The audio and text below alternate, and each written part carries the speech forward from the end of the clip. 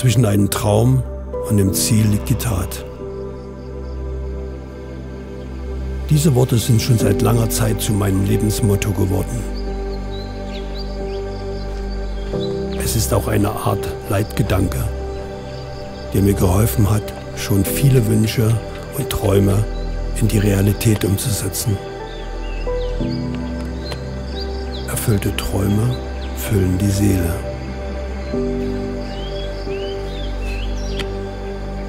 Und diese Freude möchte ich mit euch teilen.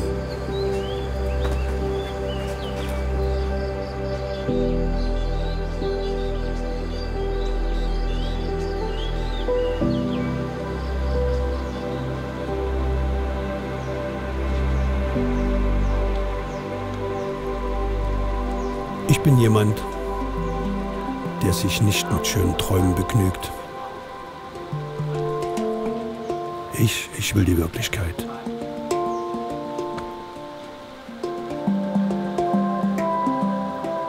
Ja, und die Wirklichkeit im Leben meiner Frau und mir, in unserem gemeinsamen kreativen, künstlerischen Schaffen, ist alles andere als langweilig.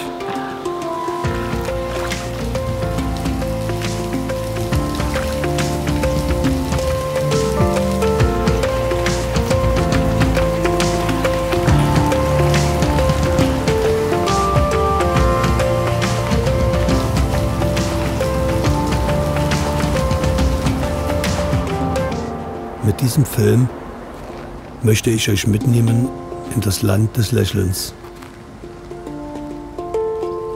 Anhand dieser Bilder kann man nur erahnen, wie viele Arbeitsschritte und welch ein Aufwand es bedeutet, eine Plastik herzustellen. Und gleichzeitig ist es auch ein kleiner Einblick in einen meiner kreativen Schaffensprozesse.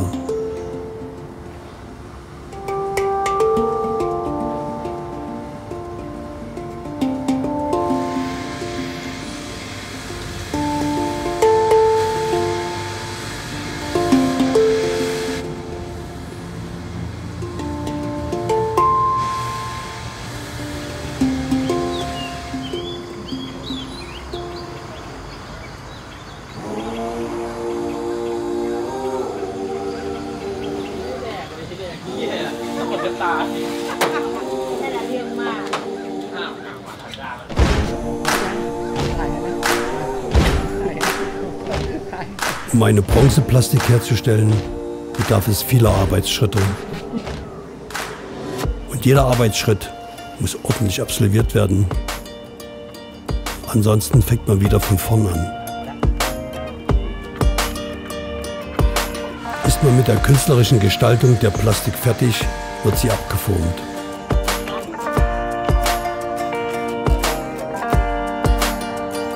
Mod und Bichai sind für mich die Meister im Formbau. Und bei größeren oder sehr komplizierten Formen arbeiten wir sehr oft zusammen. Hier sind immer mehrere Hände gefragt, denn heute arbeitet man mit Materialien, die sehr schnell abbinden. Um so eine Großplastik abzuformen mit Silikon und Glasfiber, braucht man in etwa 2 Tage.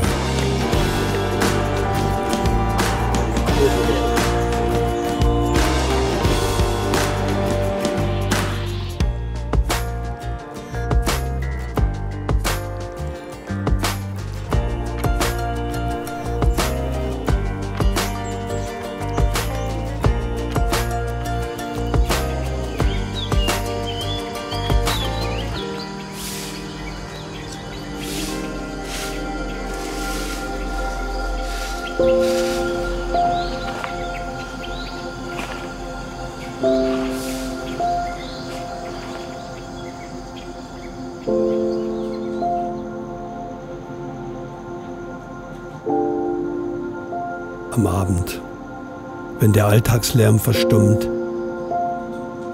nehmen meine Sinne viel Unbekanntes wahr.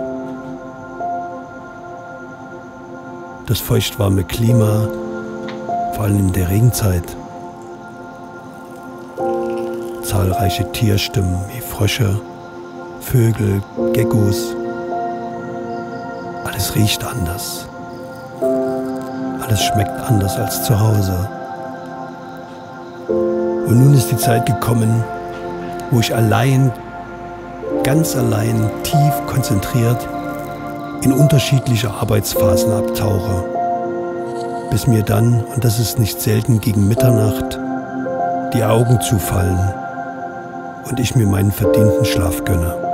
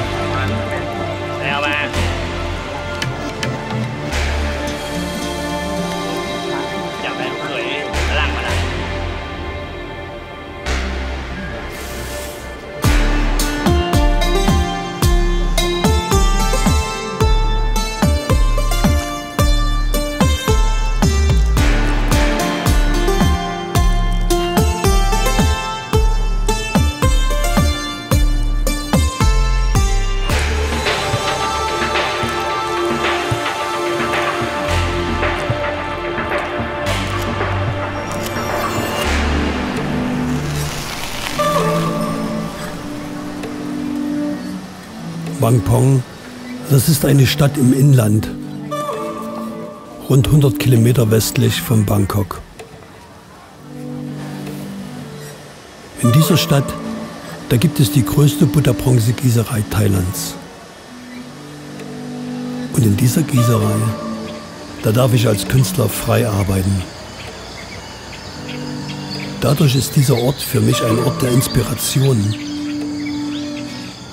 Es ist auch ein Ort, an dem ich nicht von Alltäglichkeiten abgelenkt werde. Es ist auch ein Ort, an dem andere Künstler sich frei entfalten können.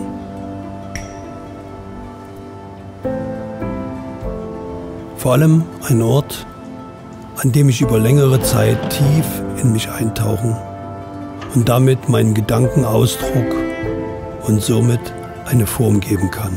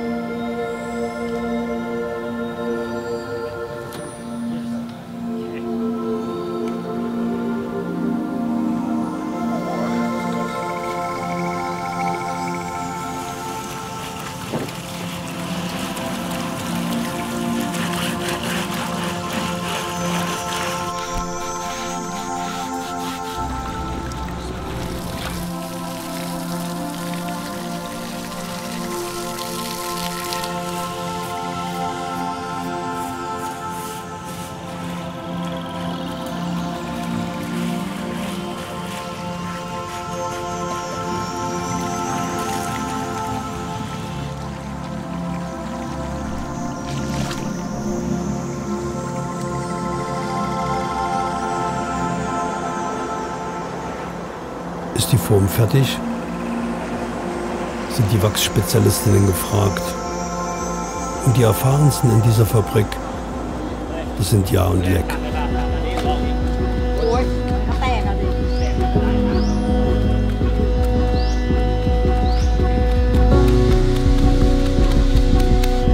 Nun wird in die Form heißer Industriewachs aufgetragen. Man muss jetzt schon genau wissen, wie stark die Wachsschicht sein soll.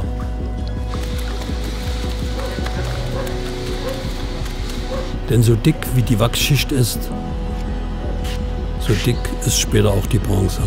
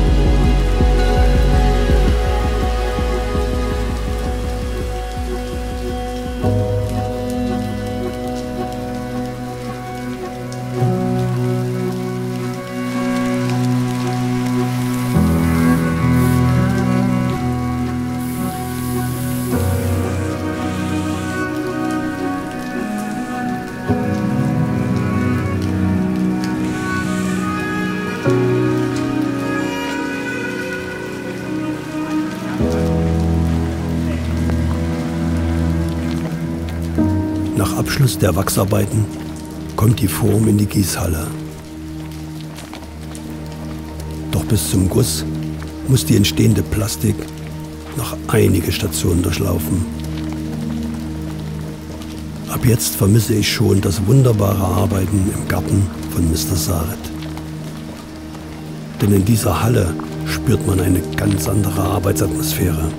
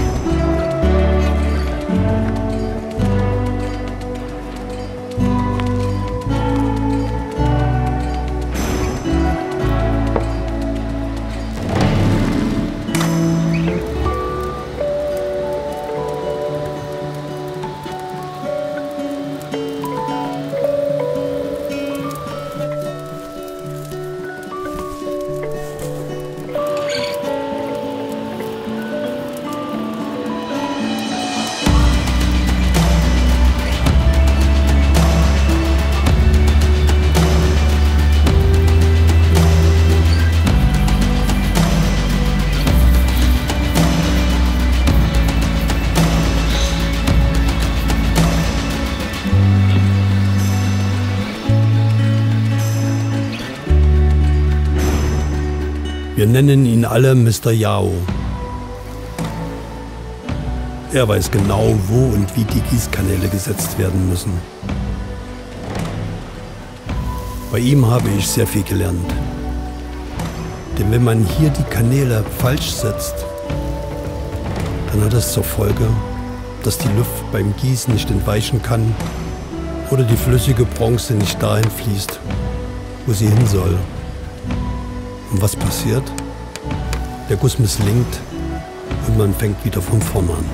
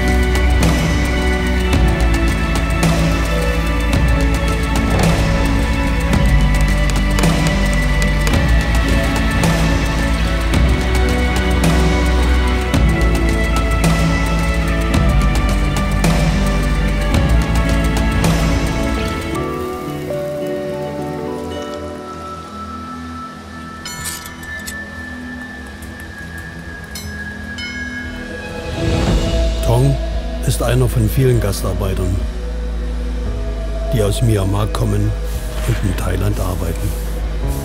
Ich kenne und schätze ihn schon seit vielen Jahren und immer, wenn ich ihn brauche, dann ist er auch zur Stelle. Er setzt die Innenkerne und hüllt die Wachsarbeiten in eine Schamotthülle mit einem Stahlkorb, damit diese bei 1000 Grad heißer Bronze nicht zerreißen. Mo kommt auch aus Myanmar und lächelt selbst nach einem langen, harten Arbeitstag. Er arbeitet mit Tong Hand in Hand und bereitet das Wachsausschmelzen vor. Jetzt kommt die einschamottierte Wachsarbeit in den Ausschmelzofen und mit hoher Temperatur wird der Wachs verbrannt.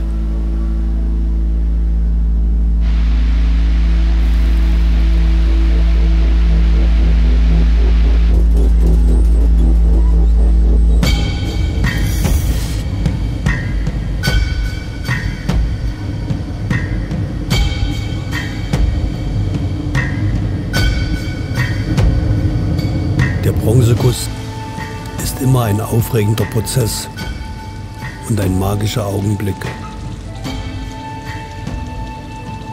Man weiß unmittelbar danach nie, ist der Guss gelungen? Wie wirkt die Arbeit in Bronze? Nun muss man sich noch 1-2 Tage in Geduld üben, bis die Arbeit abgekühlt und von dem Außenkern befreit ist. Hier in Thailand wird der Guss noch mit einfachen Mitteln vollzogen. Arbeitsschutz, das ist ein Fremdwort. Das kennen die gar nicht. Zum Glück habe ich noch nie einen Arbeitsunfall erlebt.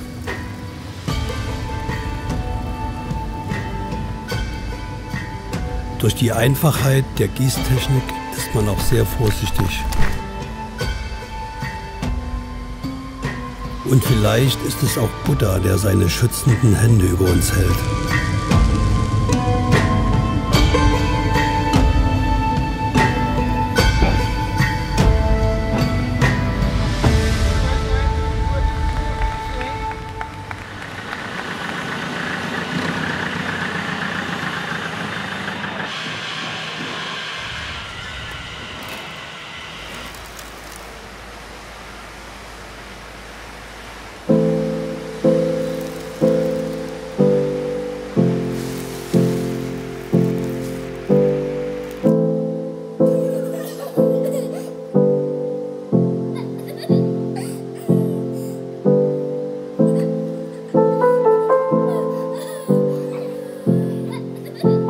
Ist dir ein Talent geschenkt, dann musst du es mit Fleiß belohnen. Wenn Wenn man über mehrere Wochen täglich 12 bis 16 Stunden hart arbeitet, hinterlässt das schon körperliche Spuren. Man muss auch lernen, mit einfachen Mitteln zurechtzukommen. Aber diese Improvisation, das ist auch eine Quelle für neues, kreatives Entstehen. Es ist die Einfachheit, die einen ohne Ablenkung zum Kern der Dinge führt.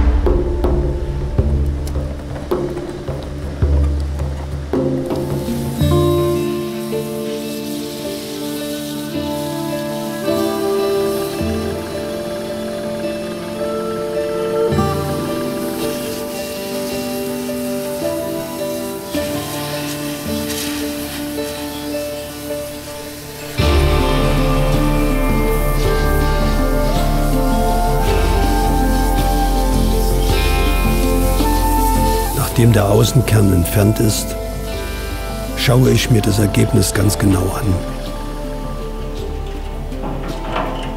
Und man kann nun endlich sehen, ob dieser Guss gelungen ist oder nicht.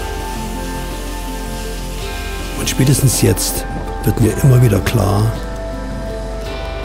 dass ich etwas geschaffen habe, was womöglich lange Bestand hat.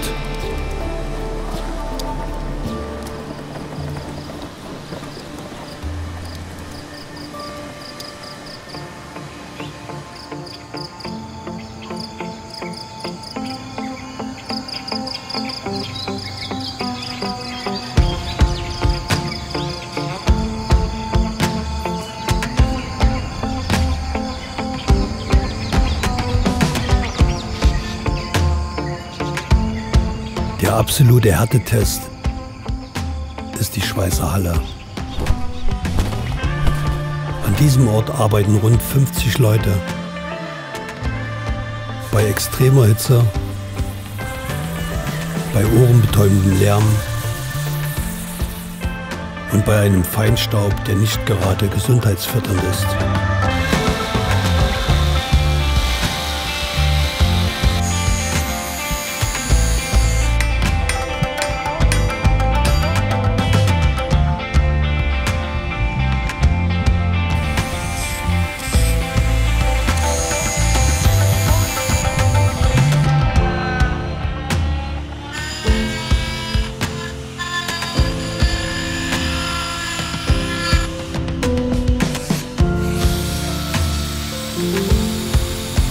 All diese Handwerker haben goldene Hände.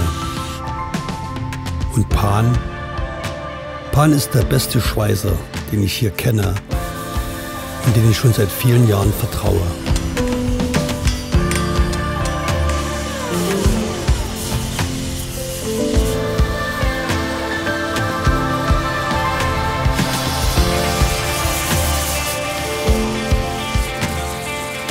Im Laufe der Zeit haben wir mit ein paar Worten Thai, Englisch, Deutsch und mit Händen und Füßen eine eigene Verständigungssprache entwickelt, bei der wir genau wissen, was der eine von dem anderen will.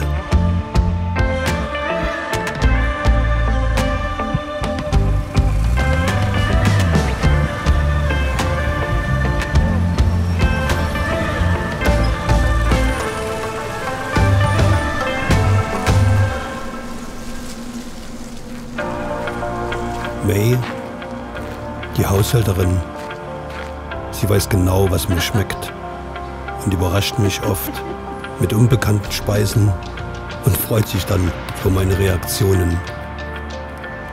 May ist für mich die Seele des Hauses.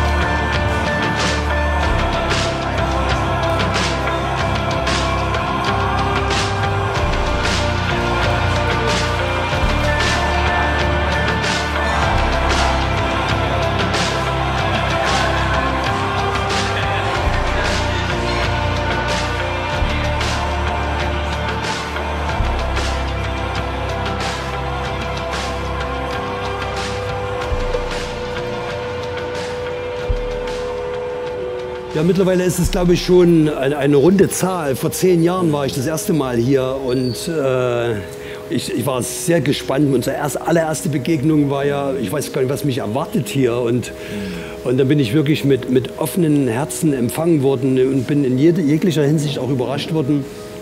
Und habe natürlich im Laufe der Zeit sehr, sehr, sehr viel lernen können, weil es gibt natürlich auch sehr, sehr gute Mitarbeiter hier in der Fabrik, wo ich dann Step für Step in jeder Abteilung sehr, sehr viel lernen konnte. Was ich auch lernen konnte, das ist das Herz der Thailänder kennenzulernen, diese wirkliche Gastfreundschaft und diese Offenheit. Und wenn es wirklich Probleme gab, dann haben wir uns zusammengesetzt, dann haben wir die auch wirklich gemeinsam gelöst. Denn es ist ja auch ein Land, da fährt man als Künstler hierher, erwartet etwas. Und es ist ja eine ganz andere Mentalität. Die Menschen sind anders, sie denken anders, sie arbeiten anders, fühlen anders. Und da gemeinsam einen Weg zu finden, war nicht immer einfach. Aber als Künstler hat man ja sowieso den schwierigeren Weg gewählt. Und ich habe gelernt durch diese Erfahrung, die ich dann gemacht habe, dass wir eigentlich alle miteinander gewachsen sind. Und das ist das Schöne, weil letztendlich sind wir alle auf dem Weg unterwegs, wo wir immer wieder noch was Neues dazulernen können und wo wir Menschen uns kennenlernen und wo wir ja, wirklich schöne gemeinsame Dinge erleben können. Und dafür kann ich mich immer nur wieder bedanken.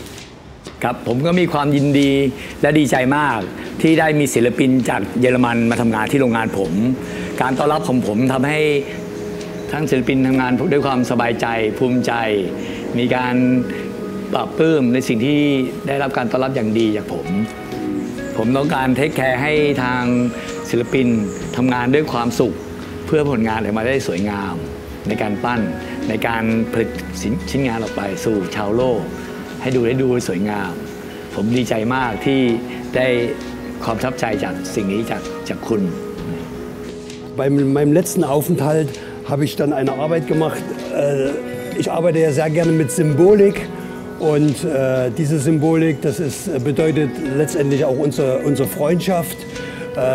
Das hier unten, das ist Mr. Saret und das bin ich halt in einem wirklich festen Knoten verbunden mit einer Freundschaft und ja, das soll unsere Freundschaft symbolisieren und vielen Dank nochmal. Kap Kun Kap.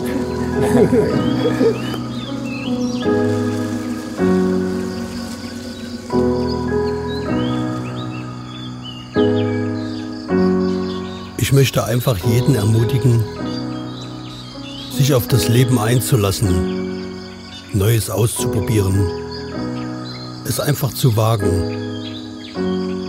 Ja, zwischen einem Traum und dem Ziel liegt die Tat. Denn nicht zuletzt war auch dieser Film einst ein Traum.